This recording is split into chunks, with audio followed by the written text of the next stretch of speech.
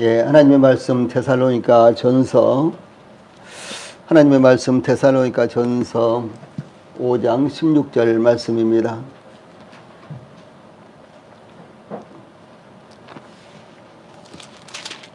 하나님의 말씀 데살로니가 전서 5장 16절 말씀입니다.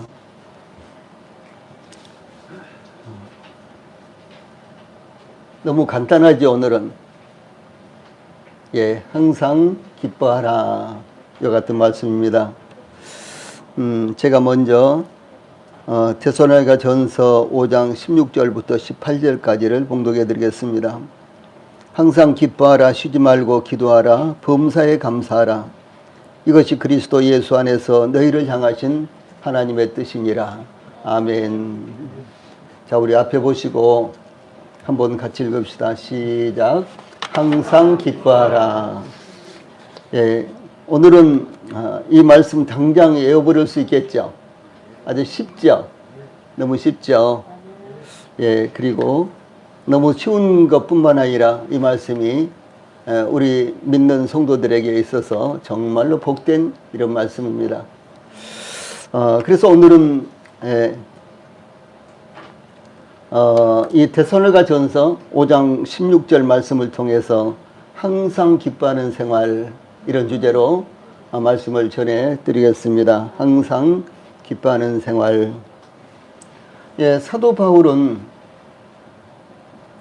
그리스도의 다시 오심을 기다리는 삶에 대해서 교훈하면서 먼저 성도들이 교회 안에서 서로서로 어떤 관계를 이루면서 하나님을 섬길 것인가에 대해서 교훈했는데, 특히 하나님의 사랑으로 서로 화목한 관계를 이루도록 권고했습니다.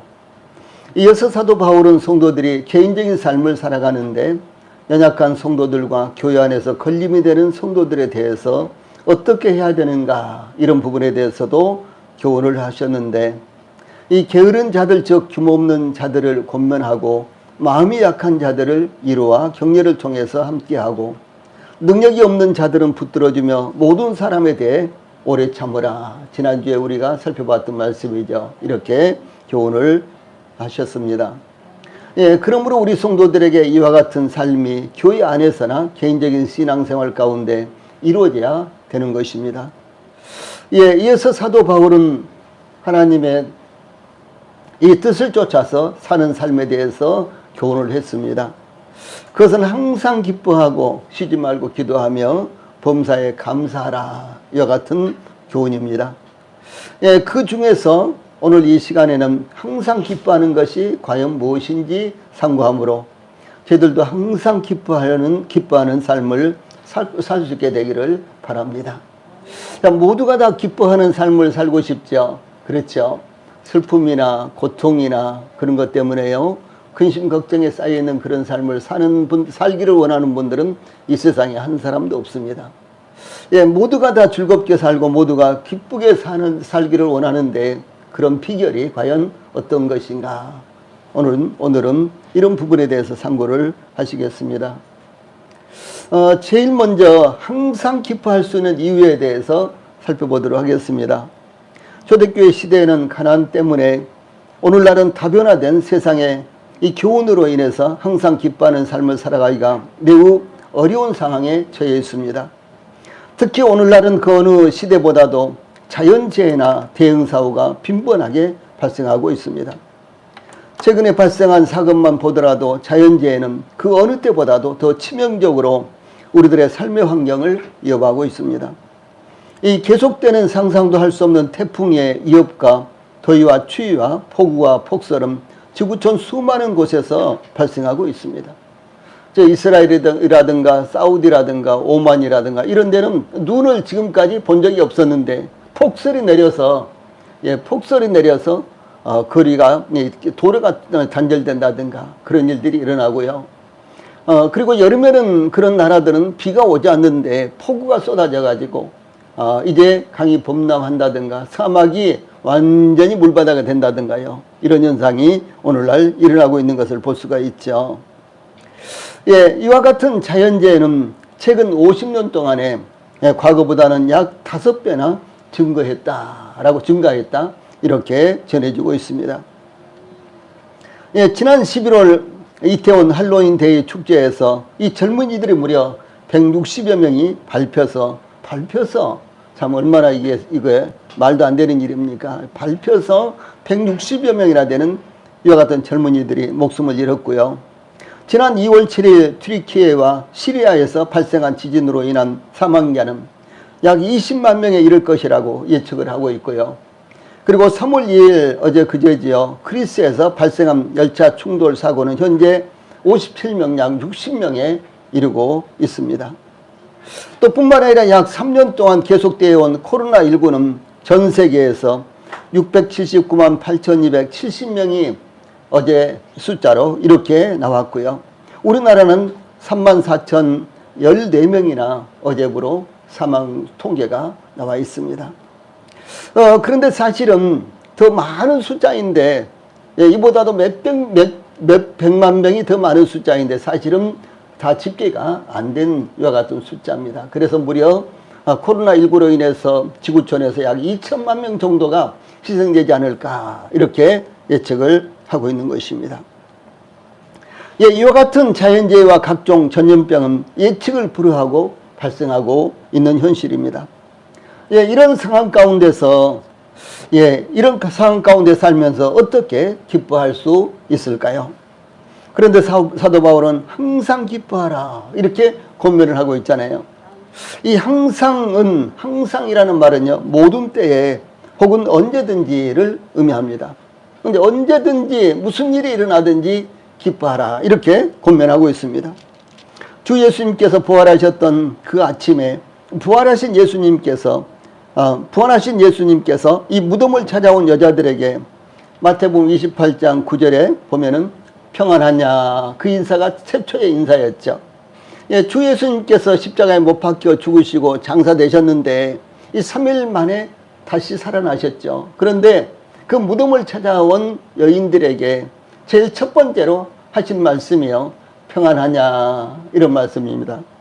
그런데 이 평안하냐라는 이 말씀은요, 특별히 이 마태복음 28장 9절에 나오는 이 말씀은요, 기뻐하느냐 그런 말씀이에요. 근데 우리말로 번역을 하면서 평안하냐 이렇게 번역이 됐는데, 이 원어로 보면요, 요한복음에 평안하냐 이런 말씀과 다릅니다. 그래서 기뻐하느냐 이런 말씀이라는 거죠. 그래서 똑같은 단어가 사용됐습니다. 또한 예루살렘 교회에서 이방인 교회에 최초로 편지를 보내면서 문안하노라, 사도행전 15장 23절에 나타나는 인사말인데 같은 단어이고, 이 사도 바울이 고린도 교회에 보낸 둘째 편지에서도 형제들아 기뻐하라 이렇게 인사를 했고, 이 성령의 9가지 열매 중에서 하나인 희락도 기쁨입니다. 희락이라는 말도 같은 단어입니다. 또한 주 예수님께서 인간의 몸을 입고 세상에 오셨을 때 천사가 목자들에게 전하는 소식은요, 큰 기쁨의 좋은 소식이었고, 또 충만한 기쁨을 이 성경에서는요, 요한복음 13장에서부터 17장까지는 주 예수님께서 십자가에 못 박히시기 직전에 제자들만 모아놓고요 말씀하신 것인데, 요한복음 13장부터 17장까지 여기에서는 이 충만한 기쁨 혹은 기쁨이라는 이와 같은 말씀을요 8차례나 반복을 하셨습니다. 그래서 기쁨이라는 것은 제자들에게, 우리 성도들에게 주 예수님께서 남겨주신 유산이다 라고 이렇게 말할 수가 있습니다. 이 유산을 우리가 잘 활용을 해야 되겠죠. 예를 들어서 부모님들이 많은 재산을 넘겨주었는데도 불구하고 그것을 활용하지 못한다면 어떻게 되겠어요? 그건 의미가 없죠. 유산을 받은 의미가 없고, 이 자기가 가지고 있는 것도 자기가 활용을 하지 못한다면 의미가 없는 것입니다. 마찬가지로 주 예수님께서 우리 성도들에게 그리고 제자들에게 남겨주신 유산이요 기쁨입니다. 기쁨. 그래서 우리 성도들이 이 기쁨을 누려야 되고, 기쁨을 가지고요 기쁨을 활용을 해야만 된다라고 하는 것입니다. 그런데 세상을 살아가는데 기쁠 때도 있고 슬플 때도 있으며 힘들 때도 있고 어느 정도는 편안할 때도 있습니다. 그러나 누구를 막론하고 기쁠 때보다는 슬플 때가, 평안할 때보다는 어려울 때가, 즐거울 때보다는 이 고통스러울 때가 더 많은 것입니다. 그런데 이런 상황에서 항상 기뻐할 수 있을까요? 그렇지 못하겠죠. 대체적으로 그렇지 못하다는 것입니다. 그런데 우리가 사도 바울의 사례를 보면서요, 이 사도 바울이 빌립보에서 복음을 전할 때 점치는 귀신 들린 여종 한 사람을 봤는데, 그 여종은 여러 날마다 이 사도 바울 전도단을 따라다니면서 바울과 신라였는데, 이 바울과 신라를 따라다니면서 아주 이 복음을 전하기가 어렵게 이렇게 괴롭히자, 이 사도 바울은 그 귀신에게 예수 그리스도의 이름으로 내가 내게 명하노니 그에게서 나오라. 사도행전 16장 18절 말씀입니다. 이렇게 명령하자 귀신이 즉시 나왔습니다. 예, 그러자 이제 그 여자를 통해서 점을 치면서 많은 수익을 올렸던 사람들이, 예, 이제 그 여자에게서 귀신이 나가버리니까 점을 칠 수가 없게 됐죠. 그래서 자기들의 수익이 이제 더 이상 나오지를 않자 이 바울과 신라를 흉계로 고소함으로 관리들은 바울과 신라의 옷을 찢어서 벗기고 매로 많이 친 후에 감옥에 가두었습니다. 이 바울과 신라는 많은 매를 맞아서 수많은 상처를 입은 채 두 발이 차고에 채워진 채 깊은 감옥에 갇혀졌습니다. 그런데 한밤중이 되자 사도 바울과 신라는 기도하고 하나님을 큰 소리로 찬양을 했습니다. 이 바울과 신라는 절망적인 상황에서 기도하며 찬송했습니다. 매로 맞은 상처는 여전히 피가 흐르고 있었을 것이며 많은 고통을 주고 있었을 것입니다. 날이 새면 그들은 참수형을 당할 위기에 처해 있었습니다. 그들이 갇힌 감옥은 습기로 인해서 물이 질퍽거렸고 아마도 쥐가 여기저기에서 기어다녔을 것입니다.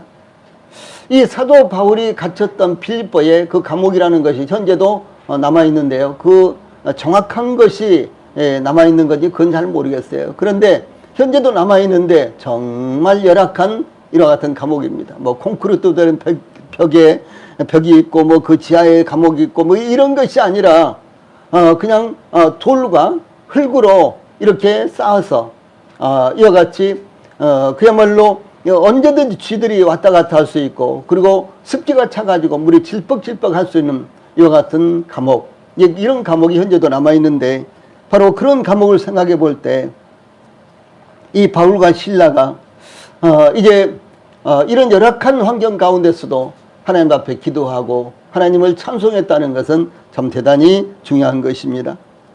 그런데 바울과 신라가 기도하며 하나님을 찬송했다는 것은 그들이 고통과 절망 속에서도 기뻐할 수 있는 세상, 기뻐할 수 있는 것, 그러니까 세상이 알지 못하는 것이 있었다라고 하는 사실을 의미하는 것입니다.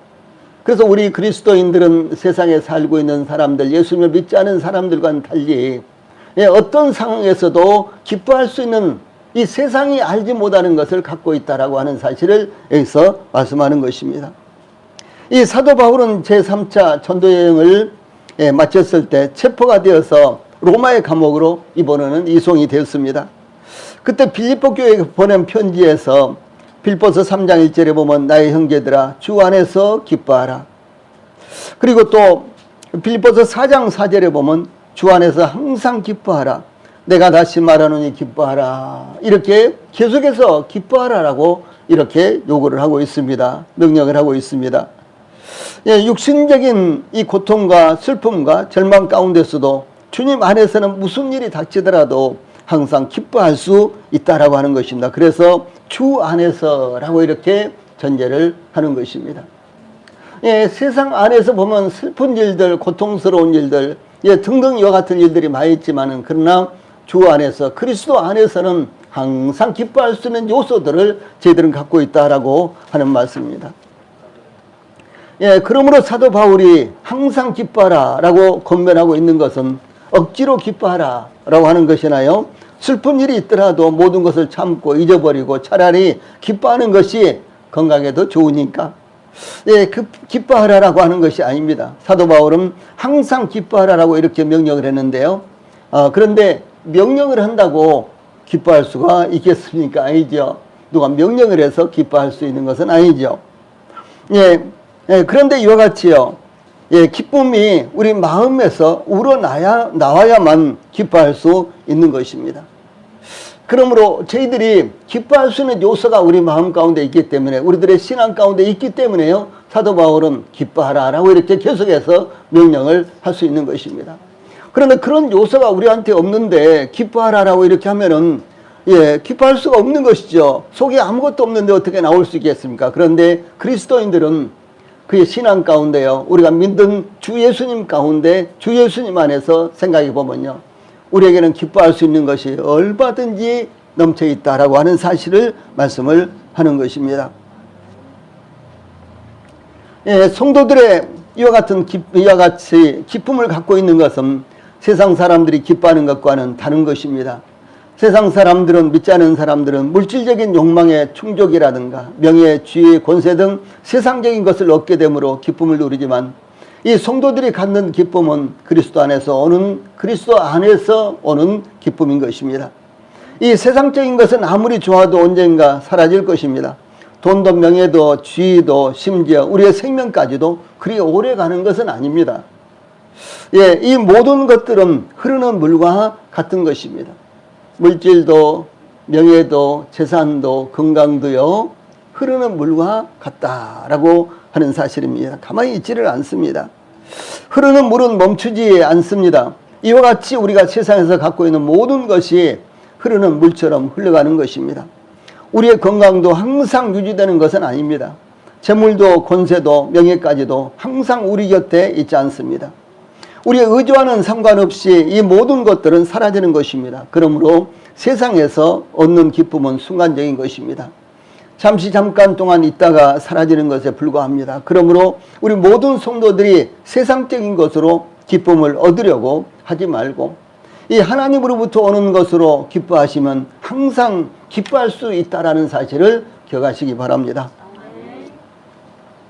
그러면 참된 기쁨의 근원은 어디에서부터 나오는가? 참된 기쁨의 근원은 어떤 것인가? 그런 말씀입니다. 이 기쁨이라는 단어는 빌립보서에요, 무려 16번이나 나오고 있습니다. 빌립보서는 4장밖에 안 되죠. 그리고 별로 긴 장이 없습니다. 그런데도 불구하고 빌립보서에 이 기쁨이라는 단어, 이 기쁘다 혹은 기쁨이라는 단어가요, 무려 16번이나 사용되어 있습니다. 그래서 이 빌립보서의 주제는 기쁨입니다. 빌립보서 주제는 기쁨입니다. 그런데 이 빌립보 교회가 그렇게 기뻐할 수 있는 일들만, 그런 환경만 갖고 있느냐? 그렇지가 않다는 것입니다. 빌립보 교회는 사도 바울이 복음을 전할 때부터 박해를 받으면서 그 박해 가운데 세워진 교회였습니다. 그런데도 기쁨이 충만했고 또한 기뻐하라는 권고를 받는 교회였다는 것입니다. 사도 바울이 항상 기뻐하라고 권고했는데 이와 같이 항상 기뻐할 수 있는 이 참된 기쁨의 근원이 무엇일까요? 이스라엘 왕 다윗은 주께서 생명의 길을 내게 보이시리니 주의 앞에는 충만한 기쁨이 있고 주의 오른쪽에는 영원한 즐거움이 있나이다. 시편 16편 11절에서 이렇게 증거했습니다. 여기에서 사용된 생명의 길은 영원한 생명으로 나아가는 길을 의미합니다. 그러므로 주께서 생명의 길을 내게 보이시리니 라는 이와 같은 말씀은 이 하나님께서 하나님을 믿는 성도들에게 궁극적인 구원의 길을 보여주신다라고 하는 사실입니다. 그러므로 하나님 앞에서 기쁨이 충만하고 영원한 즐거움이 있는 것입니다. 즉 다윗은 하나님께서 영원한 구원의 길을 보여주셨기 때문에 기뻐하고 있었다라고 하는 사실을 고백하는 것입니다. 선지자 하박국도 나는 여호와로 말미암아 즐거워하며 나의 구원의 하나님으로 말미암아 기뻐하리라 이렇게 고백을 했습니다. 이 하박국은 이스라엘이 범죄함으로 말미암아 이제 멸망이 지척에 있을 때 선지자로서 활동을 했던 사람입니다. 저 바벨로니아죠. 이 바벨론이 거대한 군사를 이끌고 예루살렘을 향해서 진격에 들어왔습니다. 이제 지금 현재 이스라엘은 풍전등화와 같은 것입니다. 그리고 이제 하나님께서 선지자들을 통해서 이스라엘은 틀림없이 멸망할 것이다. 이스라엘은 바벨론에 의해서 틀림없이 멸망할 것이다. 이렇게 하나님께서 지금 예고를 하셨습니다. 그리고 이스라엘이 그 죄에서 돌이키지 않는다면은 이스라엘은 구원받지 못하고 멸망할 것이다. 이렇게 하나님께서 예언을 하셨습니다. 그런데 그런 상황에서요, 이 하박국 선지자는 나는 여호와로 말미암아 즐거워하며 나의 구원의 하나님으로 말미암아 기뻐하리라 이렇게 고백을 한 것입니다. 주변에 모든 되어가고 있는 이런 상황을 볼 때요, 하박국은 기뻐하기보다는 눈물을 흘리지 않을 수가 없었습니다. 아주 고통스러웠습니다. 그래서 하박국은 하나님 앞에서, 하나님 정말 저는 마음이 고통스럽습니다. 지금 저 바벨론의 전차에 바벨론의 그 병거의 소리가 지금 들려오고 말바꿈 소리가 지금 들려오고 있습니다. 하나님, 지금 이런 아주 급박한 상황이 지금 일어나고 있습니다. 이렇게 하나님 앞에 말씀을 드렸어요. 그러면서도 하나님 안에서는 내가 기뻐하고 있다라고 이렇게 고백을 한 것입니다. 이 선지자 하박국이 말한 나의 구원의 하나님, 이것은 자신을 구원하신 하나님을 의미합니다. 이와 같이 우리의 참된 기쁨의 근원은 나의 구원의 하나님, 바로 이 기쁨의 근원은 하나님이시다라고 하는 사실입니다. 예수님께서 70명인의 이 제자들을 따로 세우시고 예수님께서 가시려는 각 동네와 각 지역으로 앞서 보내셨는데, 그들이 돌아와서 누가복음 10장 17절에 보면 주의 이름으로 주의 이름이면 귀신들도 우리에게 항복하더이다 라고 보고를 했습니다. 제자들은 자신들을 통해서 이 기적이 일어난 것을 보면서요, 너무너무 깜짝 놀랐고 그리고 행복했습니다. 너무너무 즐거웠습니다. 아니, 귀신 들린 사람에게 귀신을 명하니까 귀신이 나갔어요. 그 사람이 온전하게 됐습니다. 이런 일들이 계속해서 일어났으니까 이 제자들의 마음이 얼마나 그야말로 들떴겠습니까? 그래서 그들이 이제 예수님이 보낸 그런 동네에 가서 전도를 하고 돌아와서 주의 이름이면, 예수님의 이름이면 귀신들도 우리에게 항복하되이다 이렇게 보고했습니다. 그때 예수님께서 70인의 제자들에게 귀신들이 너희에게 항복하는 것으로 기뻐하지 말고 너희 이름이 하늘에 기록된 것으로 기뻐하라 이렇게 말씀을 하셨습니다. 이름이 하늘에 기록되어 있다는 것은 구원받았다는 다른 표현입니다. 그러므로 제자들에게 귀신들을 제어할 수 있는 능력을 가진 것보다도 그들의 이름이 하늘에 기록된 것은 더욱 영광스러운 것입니다. 또한 이 세상에서 어떤 기적을 행할 수 있는 것보다도 구원받은 것을 더 기뻐하라 라는 말씀입니다. 그러므로 참된 기쁨은 우리 성도들이 이 세상에서 무엇인가 할 수 있는 것이 아니라 우리가 구원받은 것에 대한 기쁨이다 라고 하는 것을 의미합니다. 우리가 이 세상에서 무엇을 하든지 무엇을 얻든지 언젠가는 다 사라질 것들입니다. 심지어 우리의 생명까지도 사라지는 것입니다. 그러나 하늘에 기록된 우리의 이름은 영원히 흐려지지도 지워지지도 않는 것입니다. 그러므로 참된 기쁨의 근원은 우리가 구원받은 것이요, 우리를 구원하신 하나님으로부터 온다는 사실을 증거하고 있는 것입니다. 이 시약 성경에서 이 기쁨이라는 단어가 제일 처음 나타나는 상황은요, 동방 박사들이 유대인의 왕의 탄생을 알리는 별을 보고 저 동방에서부터 예루살렘까지 찾아왔는데 그 별을 따라왔죠. 그런데 마태복음 2장 10절에 보면 그들이 별을 보고 매우 크게 기뻐하고 기뻐하더라 이런 말씀이 나옵니다. 별을 보고 매우 기뻐하고 크게 기뻐했다 이렇게 말씀이 나옵니다. 이 동방 박사들이 매우 기뻐하고 기뻐했던 이 별은 예수님을 가리키는 것입니다. 예수님은 우리의 구원자이시며 우리의 생명이시고 길이요 진리이십니다.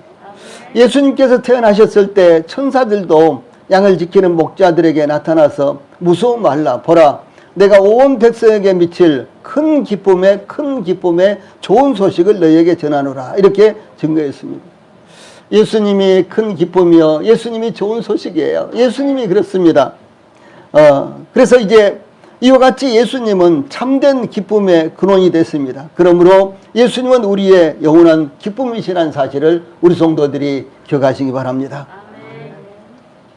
예수님을 잉태한 처녀 마리아는 누가복음 1장 47절로 48절에요. 자기가 수태했다, 자기가 성령으로 잉태했다라는 이와 같은 이 소식을 천사 가브리엘을 통해서 듣고 나서요, 내 마음이 하나님 내 구주를 기뻐하였음은 그의 여종의 비천함을 돌보셨습니다. 보라 이제 후로는 만세의 나를 복이 있다 일컬으로다 이렇게 하나님을 찬양했습니다.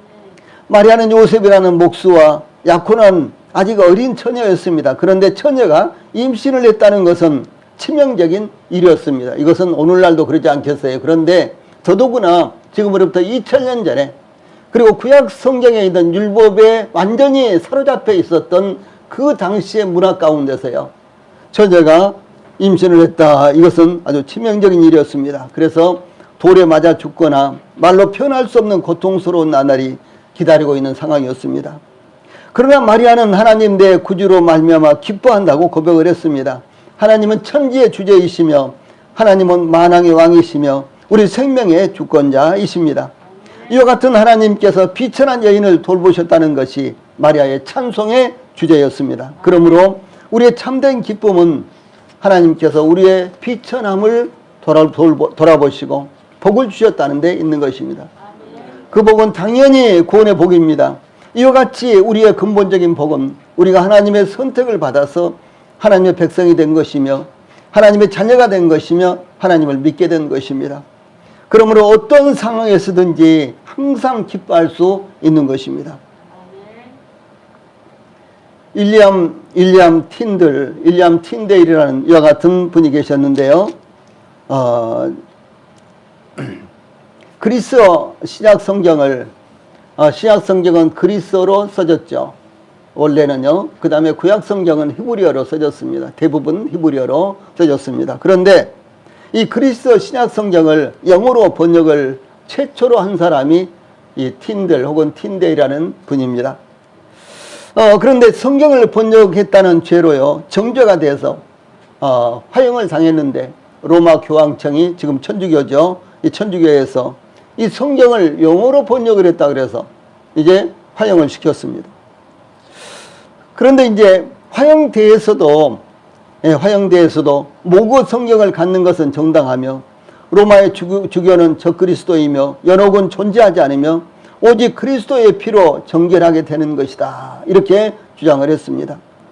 또한 교황청은 틴들의 책을 영국으로 반입했던 베이필드라는 분, 또 런던의 가죽상인 이 성경을 이제 찍는데 이제 협력했던 이와 같은 런던의 가죽상인 존 튜큐스 베리를 화형을 시켰습니다.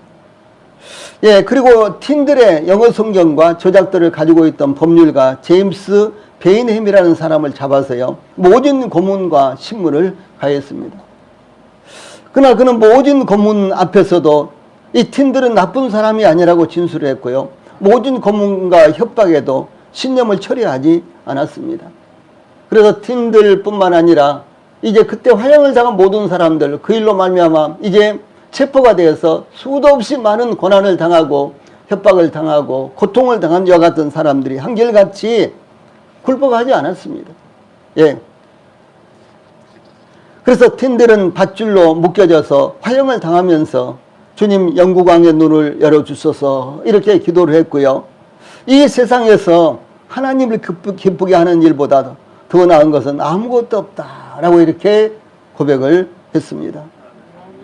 예, 즉 화형을 당하면서도 하나님으로부터 오는 기쁨을 가장 중요하게 여겼던 것입니다. 그러므로 우리 모든 성도들께서도 오직 하나님으로 말미암아 기쁨을 얻고 누리시기를 바랍니다.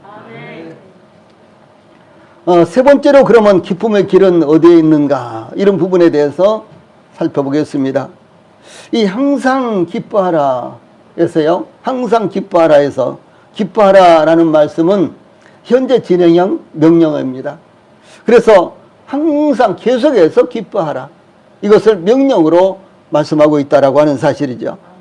예, 그러므로 구속받은 하나님의 백성들에게 기쁨은 이 세상에서 뿐만 아니라 장차 올 영원한 세상에서 누리게 될 축복을 생각할 때 항상 기뻐하게 되고 그것이 바로 기쁨의 이유가 된다라고 하는 사실입니다. 우리는 지금까지 기쁨의 근원은 오직 하나님이시라는 말씀을 삼고있는데, 그러면 어떻게 기쁨의 삶을 살아갈 수 있을까요? 이 성도들은 하늘에 속한 자들이요 하나님께 속한 자들이기 때문에 하나님을 기쁘시게 하는 것이 성도들의 기쁨이며 그것이 하나님의 뜻이라는 것입니다. 그러면 우리 성도들이 어디에서 기쁨을 얻을 수 있을까요? 몇 가지로 살펴보도록 하겠습니다. 첫째, 다윗은 다윗은 이 사도행전 2장 25절로 28절에서 그러니까 다윗이 이렇게 증거한 말씀을요 사도행전에 인용이 되어 있습니다. 자, 우리 같이 한번 읽어봅시다. 시작. 내가 항상 내 앞에 계신 줄을 배웠으며 나로 요동하지 않게 하기 위하여 그가 내 우편에 계시도다. 그러므로 내 마음이 기뻐하였고 내 혀도 즐거워하였으며 육체도 희망에 가리니 이는 내 영혼을 음부에 버리지 아니하시며 주의 거룩한 자로 썩음을 당하지 않게 하실 것이미로다. 주께서 생명의 길을 내게 보이셨으니 주 앞에서 내게 기쁨이 충만하게 하시로다. 아멘. 예, 이렇게 고백했습니다. 이 다윗의 고백은 주 예수님의 부활을 예언한 말씀인데 우리가 육체적인 죽음을 당하더라도 부활하게 될 것을 바라보면서 그의 기쁨이 충만하다고 고백을 한 것입니다. 모든 사람이 다 육체적인 죽음을 당합니다. 아무리 건강한 사람도 그렇죠. 아무리 돈이 많은 사람도 또 아주 장수한 사람도요 결국은 이 세상에서 육체적인 죽음을 당합니다. 예, 그런데 중요한 것이 주 예수님을 믿는 사람들은요 주 예수님처럼 부활하게 된다는 사실이에요. 그래서 주 예수님처럼 부활하게 된다는 그 사실을 바라보면서 마음의 기쁨을 갖고 있다라고 하는 사실입니다. 이것은 우리가 하나님께 속한 자, 하나님의 생명을 받은 자가 되어 영생의 소망 가운데 있다는 것을 의미합니다. 그러므로 다윗의 기쁨이 바로 우리들의 기쁨, 우리 성도들의 기쁨이 되어야 하는 것입니다. 둘째, 사도 바울은 육신에 있는 자들은 하나님을 기쁘시게 할 수 없느니라 이렇게 증거했습니다. 육신에 있는 자들, 그렇다면 어떻습니까? 영에 있는 자들은 하나님을 기쁘시게 하는 것입니다. 이 육신에 있는 자들이라는 것은 육신에 속한 자들로서 죄에 매여 삶을 살고 있는 자들을 가리키는데 육신의 생각으로 육신의 일을 함으로 하나님을 기쁘시게 할 수 없는 삶을 살아가고 있는 자들을 의미합니다. 예, 그러므로 사도 바울은 고린도후서 5장 9절에서 그런즉 우리는 거하든지 떠나든지 주를 기쁘시게 하는 자 되기를 힘쓰노라 이렇게 증거했습니다. 이 세상에서 계속해서 살든지 아니면 이 세상을 떠나든지 그런 말이에요. 예, 그 당시에까지 아주 많은 박해로 말미암아 항상 순교의 위기에 처해 있었습니다. 그래서 순교를 당하든지 아니면 계속해서 더 살든지 우리가 주님을 기쁘시게 해드려야 된다라는 이와 같은 말씀입니다.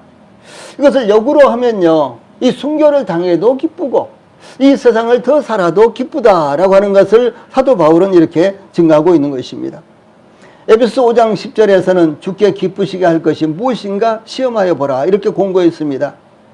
이와 같이 기쁨의 삶을 살기 위해서는 하나님을 기쁘시게 할 것이 무엇인지 구별하여 하나님을 기쁘시게 하는 것이 우리의 기쁨이 된다라는 것을 말씀하는 것입니다. 예, 세 번째, 사도 바울은 이 로마의 감옥에 갇혀 있으면서 빌립보 교회에 이런 편지를 보냈습니다. 자, 우리 같이 읽어봅시다. 위에 있는 말씀 시작. 내가 너희를 생각할 때마다 나의 하나님께 감사하며 간구할 때마다 너희 무리를 위하여 기쁨으로 항상 간구함은 너희가 첫날부터 이제까지 복음을 위한 일에 참여하고 있기 때문이라. 그러면 무엇이뇨? 애모로 하나 참으로 하나 무슨 방도로 하든지 전파되는 것은 그리스도니 이로써 내가 기뻐하고 또한 기뻐하리라. 이렇게 증거했습니다. 이 사도 바울은 로마의 감옥에 갇혀 있으면서도 어떤 상황에서도 복음이 증거되는 것으로 기뻐했다라고 하는 사실입니다. 참 로마의 감옥에 갇혀 있었다. 이것은 아주 절망적인 일이었죠. 예, 그런데도 불구하고 사도 바울은 내가 기뻐하고 기뻐한다. 그리고 너희들과 함께 빌립보 교회 성도들과 함께 기뻐하기를 원한다라고 이렇게 사도 바울이 고백한 것입니다.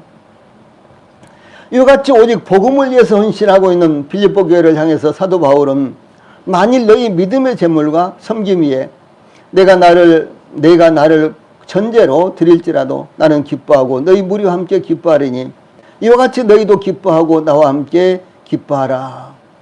기뻐하라 이렇게 증거를 했습니다. 여기 전제라는 말씀이 나오는데요. 이 전제라는 것은 무엇인가는 이 예물을 하나님께 드릴 때요. 그 위에 포도주를 이렇게 쏟아드리는 거예요. 혹은 그 위에 기름을 이렇게 부어드리는 것입니다.